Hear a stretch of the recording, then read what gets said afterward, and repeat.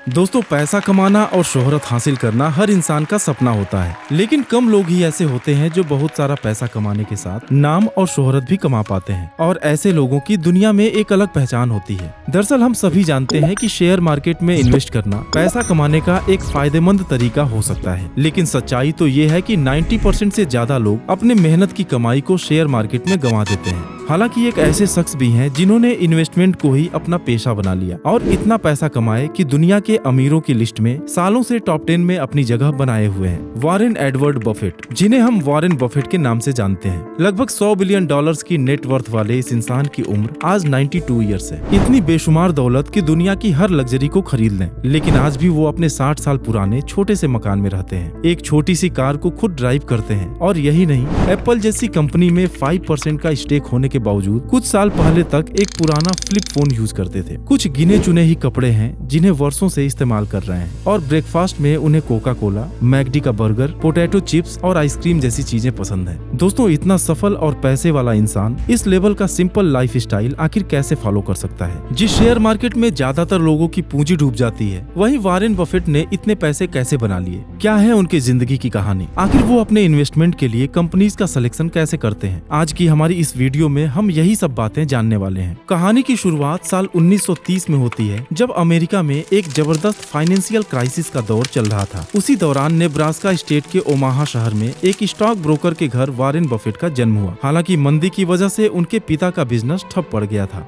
माँ एक हाउसवाइफ थी और परिवार की स्थिति ऐसी हो गई थी कि रोजमर्रा की जरूरतें भी बड़ी मुश्किल से पूरी हो पा रही थी। अपने घर के इन हालातों और गरीबी को देखकर वॉरेन ने खुद से ये वादा किया था कि या तो मैं 35 साल की उम्र में एक मिलियनियर बन जाऊंगा या फिर एक ऊंची बिल्डिंग से छलांग मार दूंगा। वैसे तो ये प्रॉमिस एक छोटे बच्चे के लिए बहुत ही ज्यादा एक्सट्रीम था, लेकिन वॉरेन बफेट को बचपन से ही खुद पर पूरा भरोसा था। 7 साल की उम्र में ही वॉरेन अपनी जरूरतों को पूरा करने के लिए बुक्स, च्युइंगम, कोक और न्यूज़पेपर वगैरह बेचकर पैसे कमाने लगे। उन्हें निवेश करने की कला अपने पिता से विरासत में मिली थी, और अपने छोटे मोटे काम से जो पैसे कमाए, उन्हीं पैसों का इस्तेमाल करके उन्होंने 11 साल की उम्र में $38 में अपना पहला शेयर परचेज किया। लेकिन कुछ ही दिनों में इस शेयर का मार्केट प्राइस काफी कम हो गया, और वॉरेन ये सोचकर परेशान होने लगे कि उन्हें पहले निवेश में ही नुकसान का सामना करना पड़ा। लेकिन कुछ दिन वेट करने के बाद शेयर का प्राइस जब रिकवर होकर $40 पर आया, तो वॉरेन ने $2 के फायदे पर इसे सेल कर दिया। लेकिन शेयर का प्राइस तो बढ़ता ही गया और $200 तक पहुंच गया। और इस तरह वॉरेन बफेट को 11 साल की उम्र में ही जिंदगी का एक बड़ा लेसन मिल गया कि शेयर मार्केट में धैर्य रखना बहुत ही जरूरी है और हमेशा लॉन्ग टर्म सोच कर ही निवेश करना चाहिए। दोस्तों, आपको हैरानी होगी कि 14 साल की खेलने कूदने की उम्र में वॉरेन ने अपना पहला इनकम टैक्स रिटर्न फाइल कर दिया था और $7 का टैक्स भी पे किया था। दरअसल उनकी जिंदगी से जुड़े ऐसे कई दिलचस्प किस्से हैं जो हमें इंस्पायर करते हैं। वॉरेन पढ़ाई में तो अच्छे थे ही, साथ ही साथ उनको बुक्स पढ़ने का बहुत शौक था और वह ओमाहा के पब्लिक लाइब्रेरी में घंटों अपना टाइम स्पेंड किया करते थे। एक बार वॉरेन की नजर लाइब्रेरी में रखी एक बुक 1000 वेज टू मेक $1000 पर पड़ी। उन्होंने बड़े चाव से उस किताब के सारे आइडियाज को पढ़ा और कुछ बड़ा करने का फैसला लिया। बुक में लिखी एक आइडिया को फॉलो करते हुए उन्होंने अपने घर के सामने बार्बर शॉप पर एक पिनबॉल गेमिंग मशीन इंस्टॉल करा दिया, जिसे वेटिंग में बैठे कस्टमर्स कुछ कॉइन्स डालकर इस्तेमाल किया करते थे। इस तरह कस्टमर्स भी बोर नहीं होते थे और वॉरेन की भी कुछ इनकम हो जाती थी। आगे चलकर एक मशीन के प्रॉफिट से उन्होंने कई और मशीनें खरीदी और बाद में इस पूरे बिजनेस को बेचकर अच्छा प्रॉफिट कमा लिया। वॉरेन की उम्र अभी भी 17 साल ही थी और इस बिजनेस ने उन्हें कंपाउंडिंग का महत्व समझा दिया। दोस्तों, वॉरेन बफेट कभी भी कॉलेज नहीं जाना चाहते थे, क्योंकि पैसा कमाने के गेम में उन्हें मजा आने लगा था। लेकिन सिर्फ अपने पिता का दिल रखने के लिए वह पढ़ाई जारी रखे और 20 साल की उम्र में अपना ग्रेजुएशन कंप्लीट करने के बाद जब उन्होंने मास्टर्स की पढ़ाई के लिए हार्वर्ड यूनिवर्सिटी में अप्लाई किया, तो उन्हें वहां रिजेक्ट कर दिया गया। लेकिन आज उसी हार्वर्ड यूनिवर्सिटी में वॉरेन बफेट की लाइफ और इन्वेस्टमेंट स्ट्रेटजी पर रिसर्च किया जाता है। खैर, वॉरेन निराश नहीं हुए और दूसरे यूनिवर्सिटीज में भी एडमिशन के लिए ट्राई करने लगे।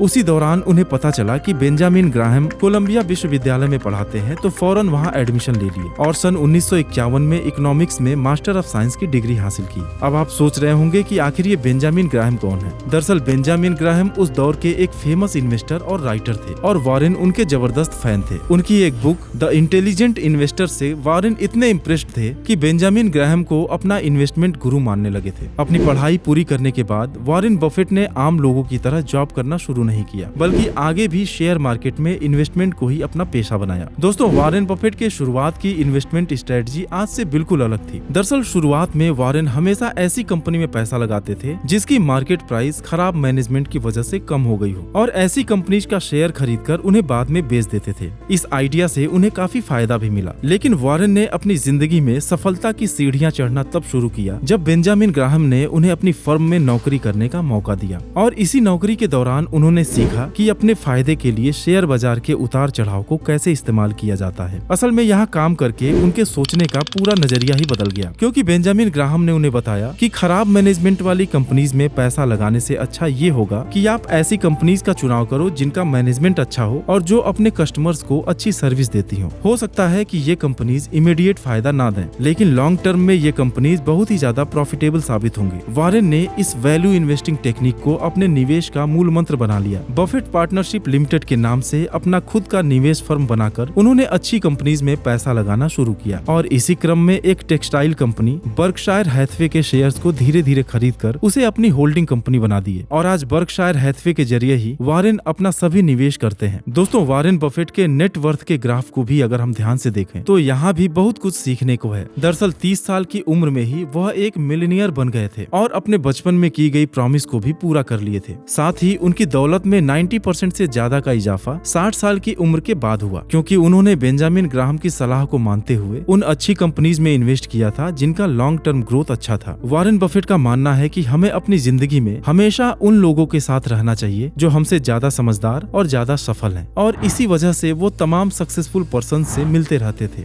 आज दुनिया के सबसे अमीर लोगों में शुमार बिल गेट्स भी वॉरेन को अपना सबसे बेहतरीन दोस्त और इंस्पिरेशन मानते हैं। दोनों लोग आज बहुत ही अच्छे दोस्त हैं, लेकिन वो हमेशा से ऐसे नहीं थे। दरअसल उनकी मुलाकात की कहानी भी बहुत मजेदार है। पहली बार जब वॉरेन और बिल गेट्स के बीच मीटिंग फिक्स हुई तो बिल गेट्स ने सिर्फ 10 मिनट का टाइम ही दिया था, क्योंकि वॉरेन उनसे उम्र में 25 साल बड़े थे और उनको लगता था कि वॉरेन के साथ उनकी बातें मैच नहीं होंगी। लेकिन जब मीटिंग शुरू हुई तब वो मीटिंग 10 घंटे तक चली, और मीटिंग खत्म होने के बाद बिल गेट्स वॉरेन बफेट के मुरीद हो गए। साल 2008 में वॉरेन ने बिल गेट्स को भी पछाड़ते हुए दुनिया के सबसे अमीर होने का खिताब भी अपने नाम कर लिया था। लेकिन ना तो उन्हें अपने पैसों का कोई घमंड है और ना ही कोई लालच, जिसे आप इस बात से समझ सकते हैं कि वॉरेन ने अपनी कुल संपत्ति का लगभग 85% हिस्सा बिल गेट्स की bill and Melinda Gates foundation को दान में दे दिया है, जिसकी वजह से इतिहास बन गया और वह दुनिया के सबसे बड़े दानी व्यक्ति बन गए। दोस्तों, आज वॉरेन बफेट की इन्वेस्टमेंट स्ट्रेटजी की अगर बात की जाए तो वो बहुत ही सिंपल है, जिसे उन्होंने अपनी पूरी जिंदगी के अनुभवों से सीखा है। उनका मानना है कि हमें उन्हीं कंपनीज में इन्वेस्ट करना चाहिए जिसके बारे में हमें अच्छी तरह से जानकारी हो, और उनके बारे में जानने का सबसे अच्छा तरीका है रीडिंग। हमें डेली कुछ समय निकालकर कंपनीज और नए नए इन्वेस्टमेंट आइडियाज के बारे में पढ़ना चाहिए। पोर्टफोलियो डाइवर्सिफाइड हो, यानी कि अलग अलग फील्ड्स की अच्छी कंपनीज में निवेश करना चाहिए, लेकिन ध्यान रहे कि ओवर डाइवर्सिफिकेशन भी रिस्की हो सकता है। इस बात को आप वॉरेन बफेट के करंट पोर्टफोलियो से ही समझ सकते हैं कि आज की डेट में बर्कशायर हैथवे का 80% से ज्यादा का इन्वेस्टमेंट सिर्फ 10 कंपनीज में है। इन्वेस्टमेंट हमेशा लंबे समय के लिए होना चाहिए, और इसके अलावा स्टॉक को खरीदने और बेचने का समय भी आपकी सफलता में एक अहम रोल अदा करता है। जब मार्केट में पैनिक हो और लोग शेयर बेच रहे हो, उस समय कुछ अच्छी कंपनीज के शेयर में हमें पैसा लगाना चाहिए, क्योंकि उस समय वह स्टॉक हमें सस्ते में मिल जाएंगे। और जब मार्केट ऊंचाई पर हो और सभी लोग परचेज कर रहे हो, उस समय हमें अपने कुछ शेयर बेचकर मुनाफा कमाना चाहिए। तो दोस्तों, आज की वीडियो में बस इतना ही। आपके बहुमूल्य समय के लिए धन्यवाद।